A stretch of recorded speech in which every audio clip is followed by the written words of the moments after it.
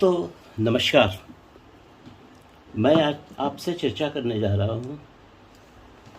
अभी एक ऐसा नाम जो पूरे विश्व में क्रिकेट जगत में ख्यातियाँ बटोर रहा है। जी हाँ, मैं जिसकी चर्चा करने जा रहा हूँ, जिसके जन्मपत्री की चर्चा करने जा रहा हूँ, उसका नाम है वैभव सूर्यवंशी। तो मुझे जो उनके डिटेल्स मिले हैं, उनके बर्थ टाइम के अनुसार, तो मैंने कुछ पॉइंट्स फाइंड आउट किए हैं। और क्यों एक जन्मपत्री किसी आदमी को विशेष बना देता है, ये इस जन्मपत्री से बिल्कुल नजर आता है। देखिए, वैभव सूर्यवंशी का जन्म 27 मार्च 2011 को 1:18 दोपहर में ताजपुर समस्तीपुर में हुआ है। तो उस समय ज्योतिषीय गणना के अनुसार कर्क लगन उदित हो रहा था। और जैसा हम लोग जानते हैं कि कर्क लगन में जिसका भी जन्म होता है वो बहुत इमोशनल।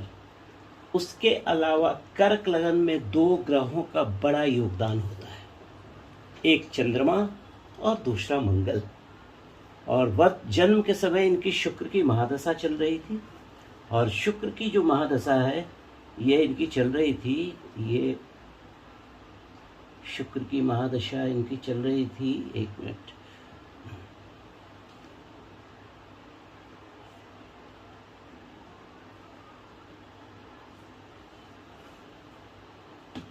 इनके जन्म के समय से लेकर 24 मई 2018 तक शुक्र की महादशा चली। तो शुक्र जो होता है अपने आप में एक कला का स्वामी होता है, और उन्होंने कलात्मक क्रिकेट उसी एज से सीखना शुरू किया। और जैसा मैंने आपसे पहले कहा कि इस जन्मपत्री में 2 ग्रहों का सबसे ज़्यादा योगदान होता है, चंद्रमा और मंगल। तब देखिए, संयोग से 2018 के बाद 2024 तक सूर्य की महादशा चली। तो यहाँ पर जो सबसे बड़ी बात क्या है, सूर्य वैसे लकड़ी का भी स्वामी होता है। सूर्य यश प्रताप प्रतिष्ठा भी देता है। और सूर्य इनका दूसरे घर का स्वामी होकर भाग्य के घर में बैठा हुआ है। उसके अलावा ये बुध, बृहस्पति और मंगल के साथ भी युति कर रहा था। तो एक तरह का ये राजयोग भी बना रहा था। ठीक है, अब आइए थोड़ा सा और आगे चर्चा करता हूँ। अभी वर्तमान में इनकी महादशा चल रही है चंद्रमा की। तो आपने बहुत बार इनको टीवी पे देखा होगा कि जैसे कम स्कोर पे आउट हो गए तो इमोशनल हो जाते हैं और थोड़े बच्चे जैसे भी लगते हैं। तो वो सब समय गंवाते हुए मैं आगे चर्चा करता हूँ, क्योंकि देखिए ये चंद्रमा की महादशा इनकी 24 मई 2034 तक चलेगी। और उसके बाद 2034 से 24 मई 2041 तक मंगल की महादशा चलेगी। अब थोड़ा सा आगे बढ़ते हैं कि क्यों इस कुंडली को विशेष बना देता है, क्यों वैभव सूर्यवंशी बिल्कुल विशेष है। देखिए, यहाँ पर मैंने कुछ निशान लगाए हैं। आप सबसे पहले देखिए, ये भाव पहला, 5वां, 7वां और 9वां ये त्रिकोण कहलाता है। और पहला, चौथा, 7वां और 10वां ये केंद्र कहलाता है। तो ज्योतिषीय पराशरी के अनुसार, ज्योतिषीय जो रीडिंग है उसके अनुसार 10वें और 9वें का संयोग जिसकी जन्मपत्री में होता है वो सर्वश्रेष्ठ राजयोगों में एक माना जाता है। और यहाँ पर देखिए, इस घर का स्वामी मंगल हो गया और इस घर का स्वामी बृहस्पति हो गया। यानी 9वें और 10वें ने संयोग कर लिया, बृहस्पति और मंगल का संयोग भाग्य घर में हो गया। तो भाग्य पॉइंट ऑफ व्यू से इस जन्मपत्री को काफ़ी ऊंचा उठा देता है। उसके अलावा आप यहाँ देखोगे कि 5वां घर, ये जो देख रहा आप, तीसरा घर में केतु है। केतु किसके नक्षत्र में है? मृगशिरा नक्षत्र में है। मृगशिरा नक्षत्र का स्वामी क्या होता है? मंगल। अब क्या होता है, मैंने आपसे कहा कि मंगल शौर्य भी देता है। मंगल इस जन्मपत्री का सबसे कारक ग्रह होता है और केतु जो होता है मोक्ष भी देता है। तो देखिए, अब जैसे इन्होंने क्रिकेट खेलना शुरू किया, अभी तो आईपीएल खेल रहे हैं, इंटरनेशनल क्रिकेट खेलना शुरू करेंगे तो धीरे धीरे घर से दूर होते चले जाएंगे और ये केतु उनको विदेश वगैरह में काफ़ी नाम और यश दिलाएगा, क्योंकि 12वें घर में 2 ग्रह शुक्र केतु अति उत्तम फल देते हैं और धन मंगल के नक्षत्र के साथ होकर केतु थोड़ा मजबूत भी हो गया। उसके अलावा केतु ऐसे ज्योतिषीय गणना के अनुसार ये नीच के हो जाते हैं, लेकिन नीच घर का स्वामी जो है बुध, वो भी नीच का है, लेकिन ये नीच का होकर भी उच्च का हो गया। क्यों? क्योंकि बुध मीन राशि में नीच का होता है, लेकिन बृहस्पति अपने घर में है, तो यहाँ पर डबल नेगेटिव होकर एक पॉजिटिव हो गया। और यहाँ पर देखिए राहु जो है, राहु भी नीच का हो गया, लेकिन राहु के घर का जो स्वामी है बृहस्पति, ये भी उच्च का होकर मीन राशि में भाग्य घर में बैठ गया।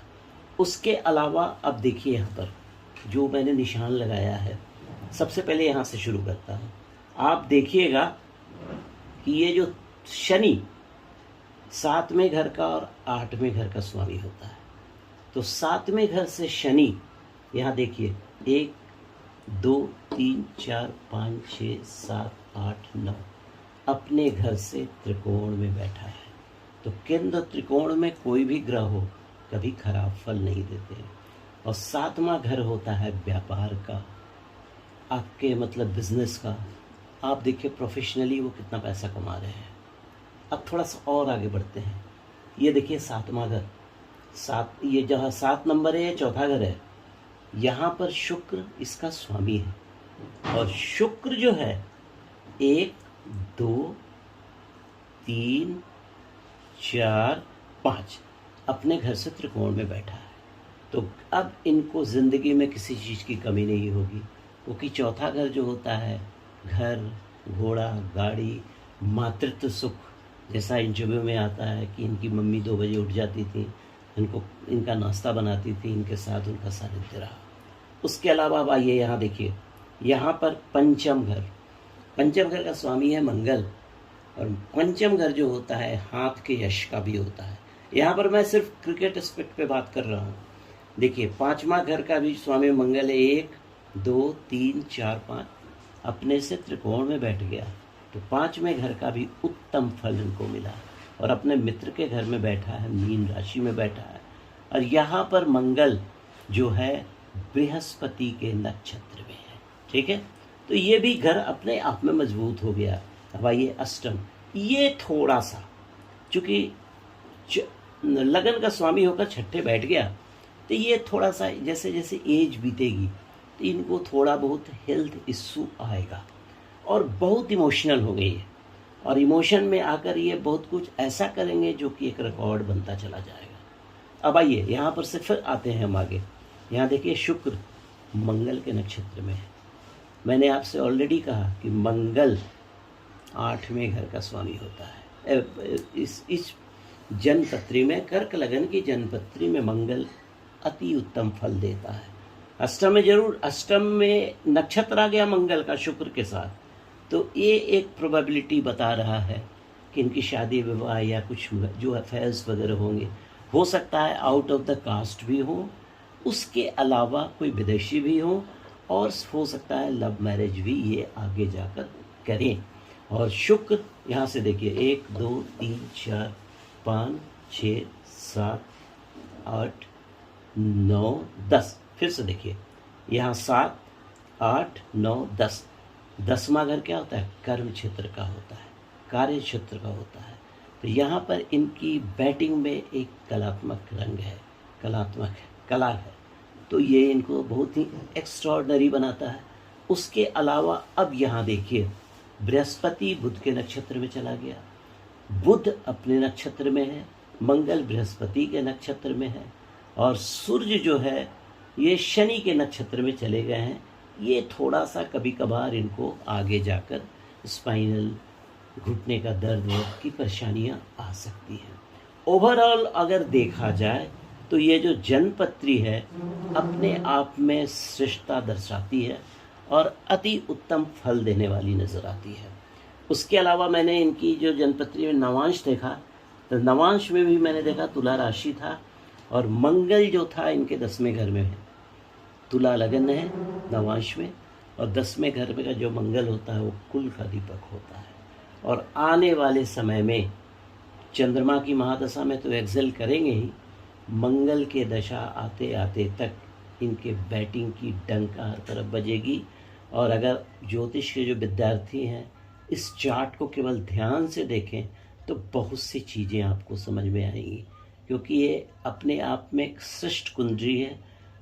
नवम जो भाग्य का घर होता है, धर्म का घर होता है, पिता का घर होता है, उसके अलावा नाम, यश, हर चीज़, वायुयान यात्रा, वहाँ पे 4 ग्रह बैठे हैं। ये वैभव सूर्यवंशी को एक्स्ट्रा ऑर्डिनरी बनाते हैं। तो ये था एक छोटी सी विवेचना मैंने की इनकी कुंडली में, ये वैभव सूर्यवंशी की कुंडली में।